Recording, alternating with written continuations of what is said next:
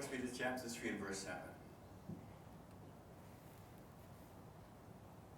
It says, "You husbands, in the same way, continue dwelling with them according to knowledge, assigning them honor as to a weaker vessel, the feminine one, since they are also heirs with you of the undeserved favor of life, in order for your prayers not to be hindered." So, Mark,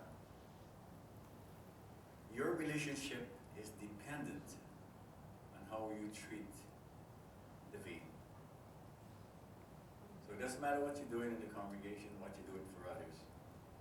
If you do not have a good relationship with Davine, you are putting your relationship with Jehovah in jeopardy. Mark, I cannot put a date when I first met you, but over the years, being in association with you, I must say that although you look like a teenager, you have the heart and the maturity of an old man. You're thoughtful, you're unselfish, you're always willing to do things for others. You love your brothers and sisters, and you have a very mild temper.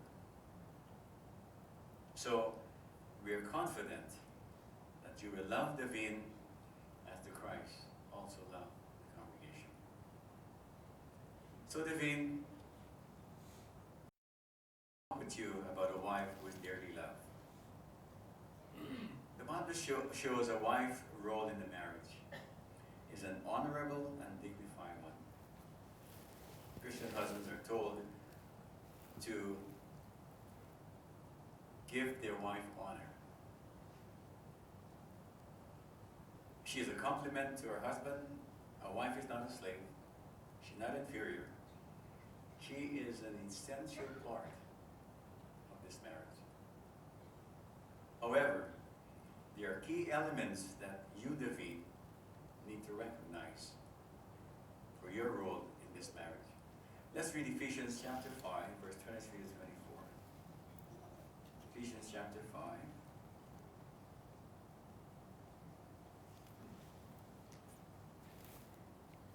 Verses 23 and 24. He says, "Because the husband is the head of his wife, just as the Christ is head of the congregation, he being the Savior of this body. In fact, as the congregation is in subjection to the Christ, wives should also be in subjection. Wives should also be to their husbands in everything." Davine, your recognition of the headship principles promotes a marital success and happiness. One of the things that you enjoy doing is dancing. You're a pretty good dancer.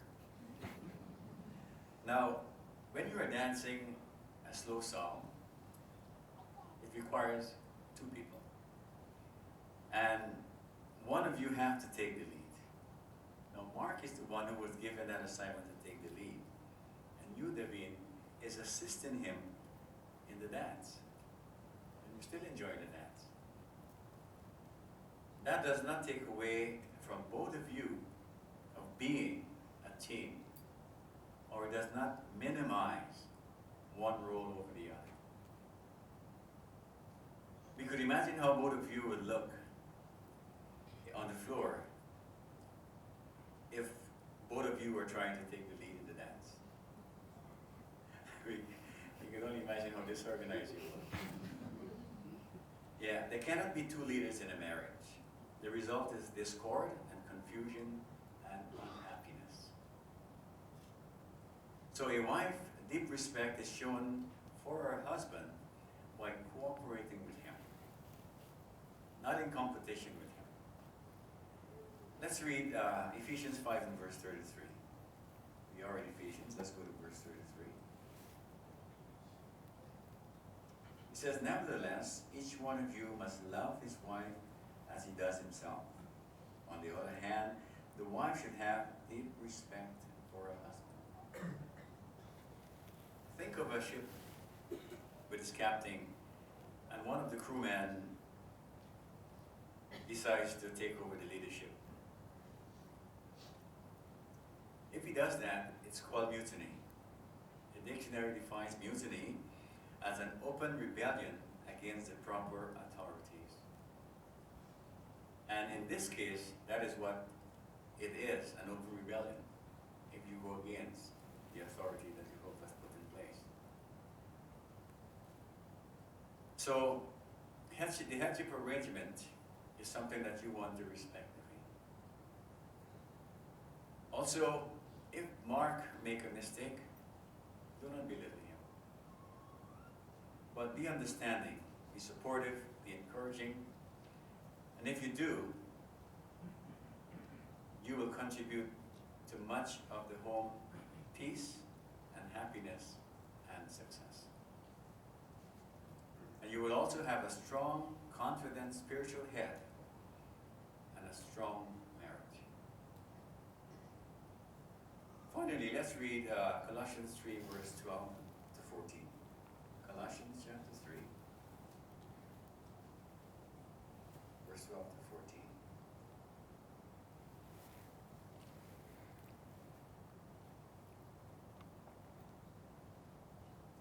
It says, accordingly, as God-chosen ones, holy and beloved, clothe yourselves with a tender affection of compassion, kindness, humility, mildness, and patience. Continue putting up with one another and forgiving one another freely. Even if someone forgiving one another freely, even if someone has a cause for complaint against another. Just as Jehovah freely forgave you, you must also do the same. And verse 14, it says, but besides all these things, clothe yourself with love, for it is the perfect bond of union.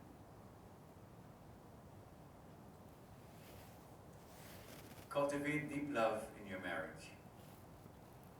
And love protects the body. As clothes protects the body, love safeguards marital unity. Davine, for the time we have come to know you, one of the things we come to admire about you is your ability to put clothing that you wear beautiful together. You don't know how you do it, but you always look good. Even when you're at home, just chilling out, you're always beautifully dressed. Monica and I always refer to you as our Kenyan model. So, as clothing enhances the body, the beauty of the body of the wearer, so love can add luster to Jehovah's marvelous provision of marriage.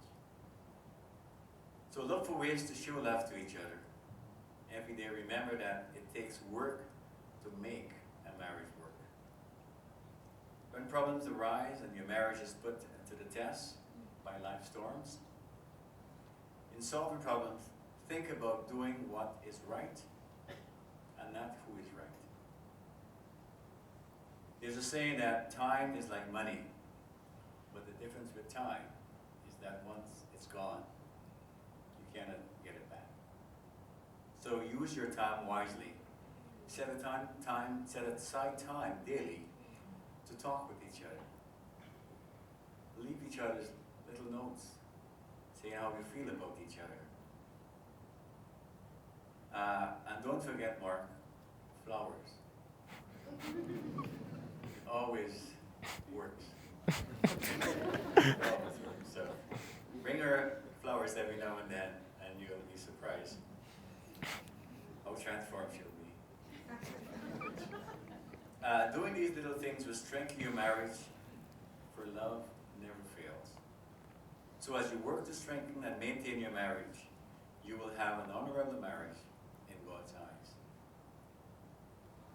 In the eyes of Jehovah, you are, however, you are married. However, we also respect the law of the province of Alberta to properly be married. So we would like to invite Brother Jordan Byman, who is licensed to perform the legal part of this marriage ceremony. Brother Byman,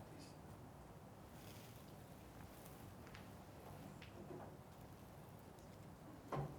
So if I invite you both to stand, as well your witnesses.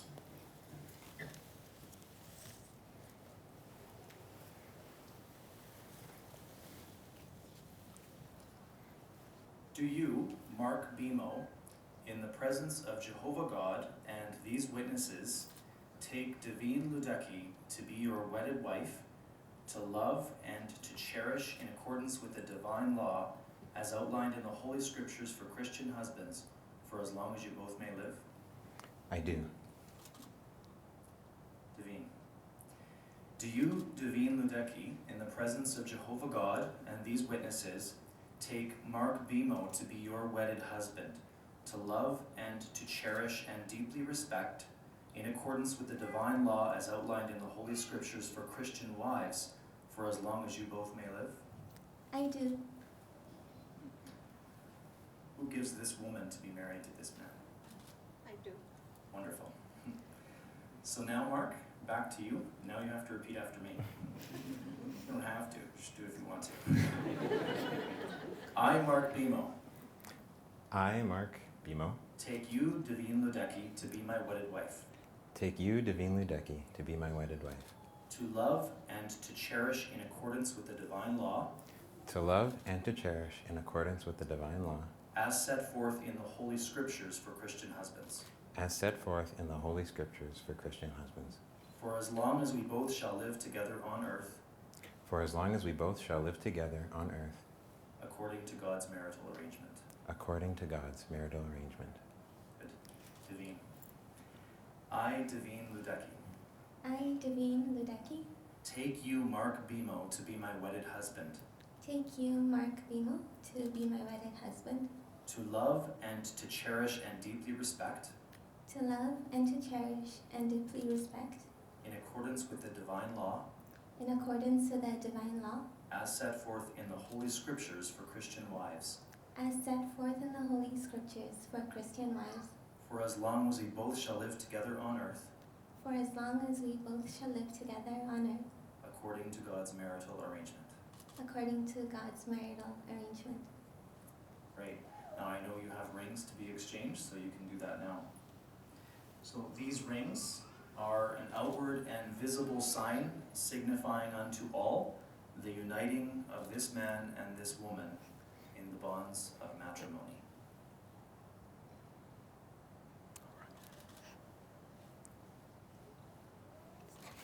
Good. For as much as Mark Bimo and Davine Ludeki have covenanted before Jehovah God and these witnesses to accept each other in wedlock, I, as an ordained minister, and by the authority conferred upon me by the Holy Scriptures and the province of Alberta, pronounce that they are husband and wife together.